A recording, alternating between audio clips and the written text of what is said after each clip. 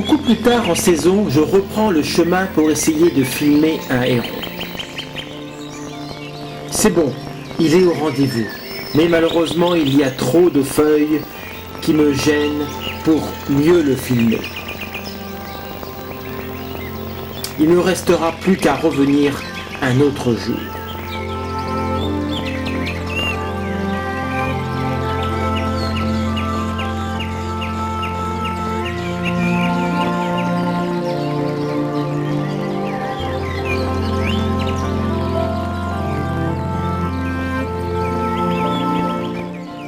C'est dans cette forêt de Branquilly qu'au XVIe siècle, un Hermine Goméry vint installer son ermitage, donnant naissance au petit bourg qui s'élève à l'orée du bois. Au XIXe siècle, c'est à Ilverne, en Saint-Goméry, qu'on creuse un bief de partage de 5 km qui s'étend de Bel-Air à Quai-Ronet, assurant ainsi une jonction entre l'Oust et le Blavet. C'est à l'écluse de Quai-Ronet que débouche, après un parcours de plus de 63 km et une pente de 0,3 mm par mètre, Bosbeléac, construit sur la partie supérieure de l'Oust. Ce barrage est distant de 20 km à vol d'oiseau. Devant son faible débit, pour assurer une alimentation en eau suffisante à une navigation de plaisance croissante et des problèmes d'étanchéité que connaît l'ouvrage, la fonction hydraulique de la rigole est assurée désormais depuis 1990 par une station de pompage sur le Blavet qui débouche à l'autre extrémité du bief. Une association de sauvegarde se bat depuis 11 ans pour la réhabilitation de l'ouvrage, aidée en cela par la région et 2 départements ainsi qu'une fondation.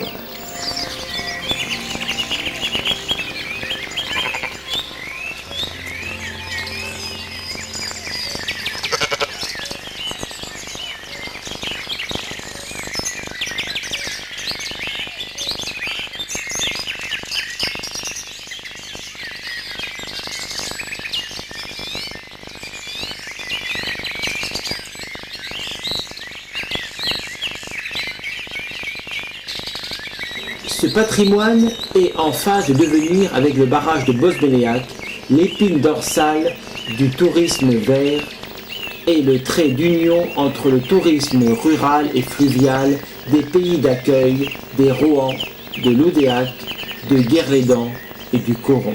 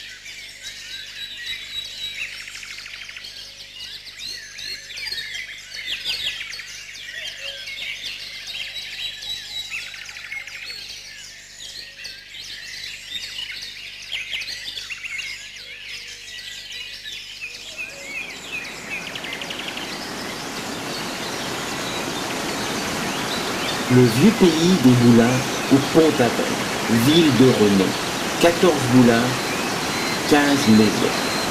Avant les peintres, ce sont les moulins et leur étonnante concentration qui ont fait la réputation de Pont-Aven. En amont et en aval du pont principal s'échelonnaient une quinzaine de moulins. Certains d'entre eux, bâtis sur des rochers escarpés, sont à découvrir au fil de la veine.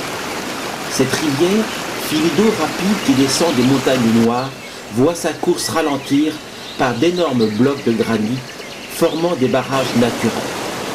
Profitant de cette situation idéale, de nombreux moulins se sont installés et ont travaillé à plein régime jusqu'au début du XXe siècle.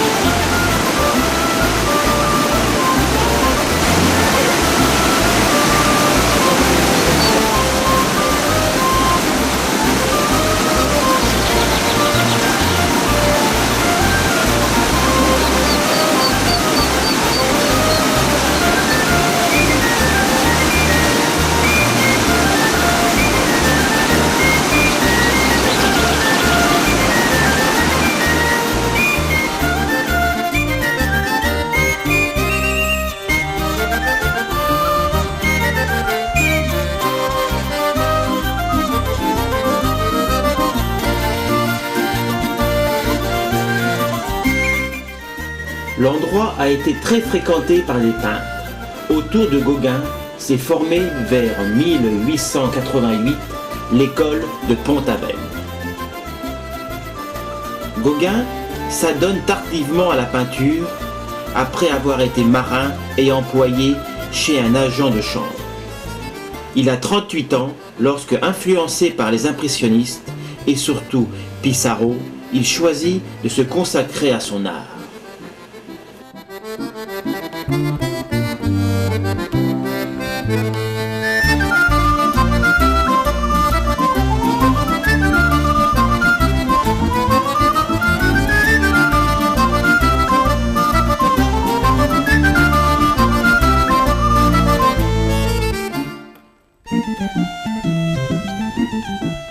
Ce port qui se gonfle à la marée montante est aujourd'hui réservé aux plaisanciers.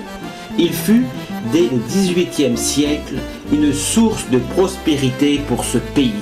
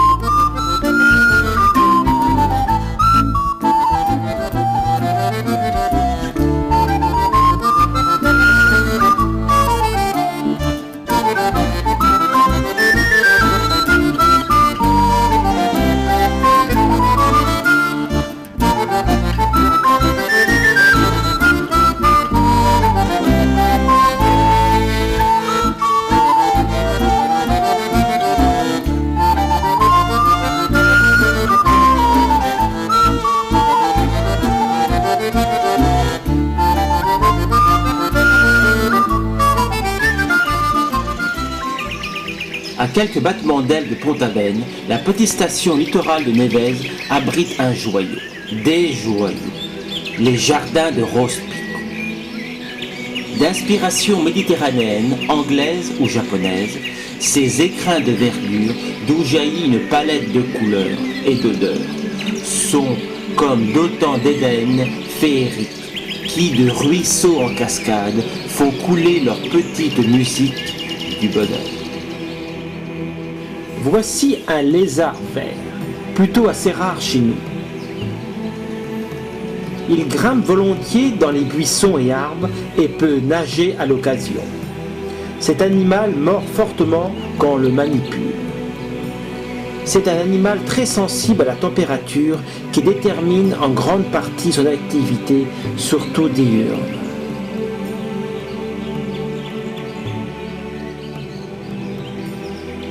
Il hiberne d'octobre à avril dans un terrier de rongeurs, sous une roche ou un amas de végétaux.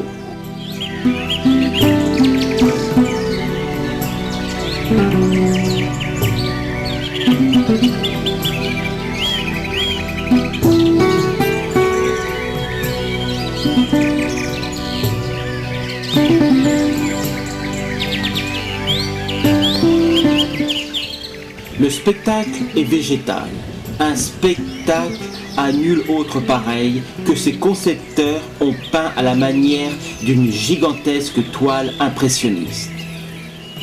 Dans ce musée vivant, chaque tableau, chaque scène est le fruit d'un savoureux raffinement que les pinceaux des jardiniers ont, par touches successives, posé de ci, de là, en premier ou en arrière-plan, jouant et en se jouant des volumes et des couleurs. Un ravissement de chaque instant, suscitant chez le visiteur ébahi un bonheur toujours renouvelé.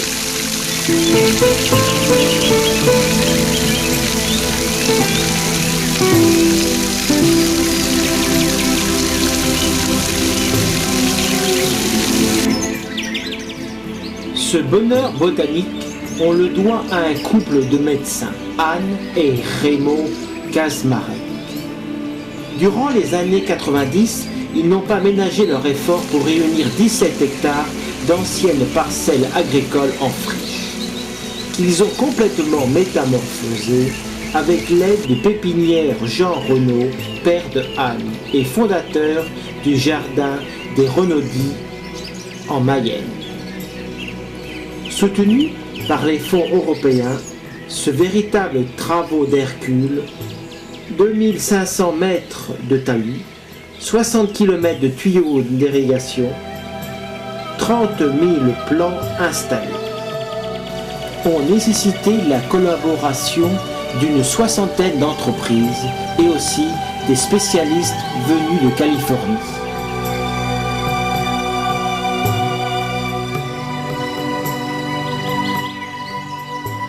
Sur près de 4 hectares de jardins doucement vallonnés, les visiteurs flânent à même de larges allées moelleuses gazonnées, qu'abritent des massifs aux formes et aux couleurs toujours changeantes, sans cesse variant au fil des saisons. Arbres, arbrus, rosiers, vivaces ou annuels, conifères et buis. La grande diversité des végétaux, plus de 2000 espèces différentes, offre un fleurissement multiple et singulier de Pâques à la Toussaint.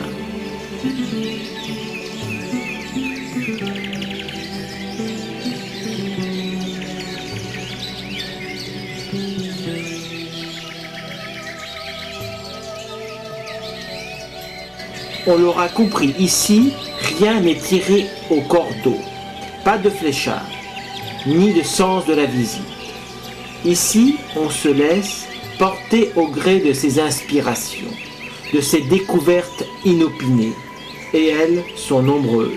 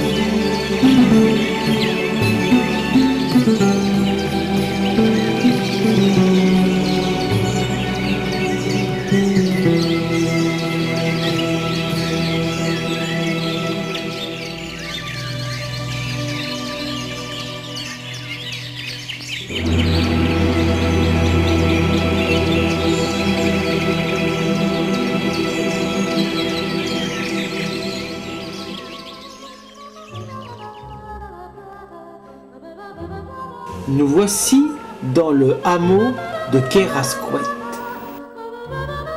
C'est un ancien village de tisserands qui regroupe une vingtaine de maisons à toit de chaume.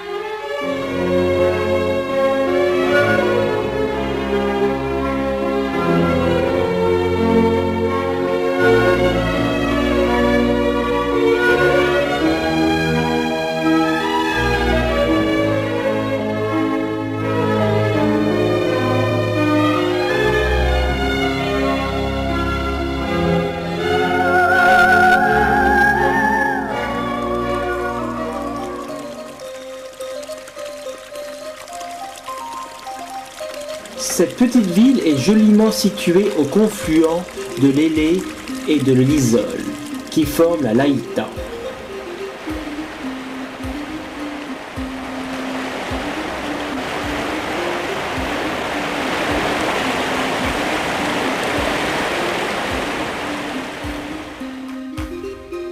Elle comprend une ville haute que domine l'église Notre-Dame de l'Ascension et une ville basse groupée autour de l'ancienne abbaye de Sainte-Croix.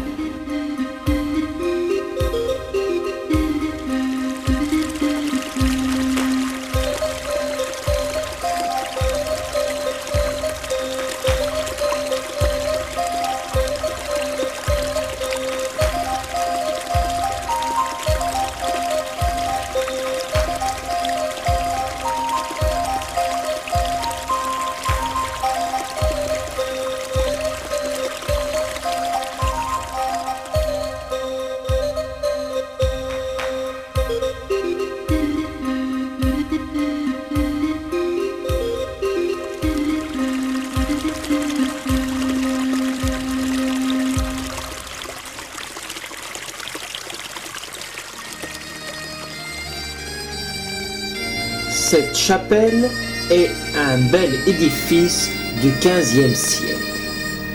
La façade offre l'un des plus beaux exemples bretons du clocher-pignon.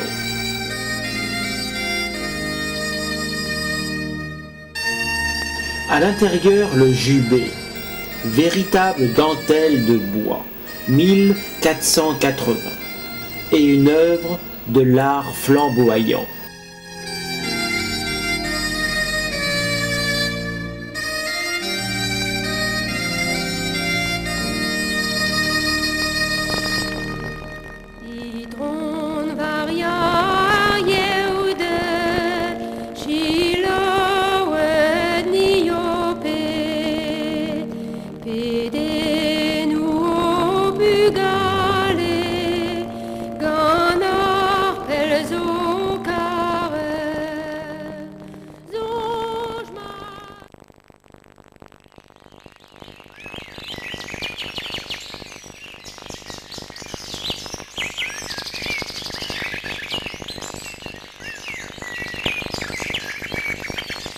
Nous sommes à Saint-Barthélemy, près de Saint-Brieuc, pour visiter les nichoirs que la Société ornithologique d'Armor a installés depuis de nombreuses années. Ce dimanche matin de bonne heure, je m'apprête à visiter les 17 nichoirs. Ces nichoirs sont tous occupés sauf un. C'est même la crise du logement. Il n'est pas question pour moi de vous les présenter tous. Au mois de mai, j'ai été 5 fois. Imaginez, cela fait 80 nichoirs à filmer. et je ne voulais pas que le film dure plus d'une demi-heure. Donc nous sommes début mai. La nidification a déjà commencé. Ici, c'est un couple de mésanges qui se sont installés. J'adore visiter ces nichoirs. Il y a toujours des surprises. Ici, feuille morte, c'est donc un couple de cipelles torchotées.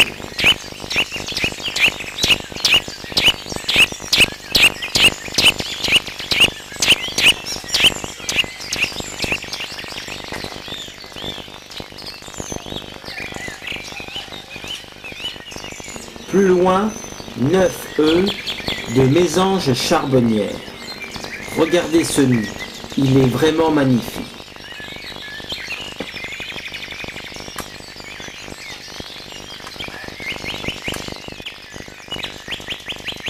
Ce trou d'entrée a été agrandi peut-être par un pivert. À l'intérieur, une belle mésange bleue couve ses œufs.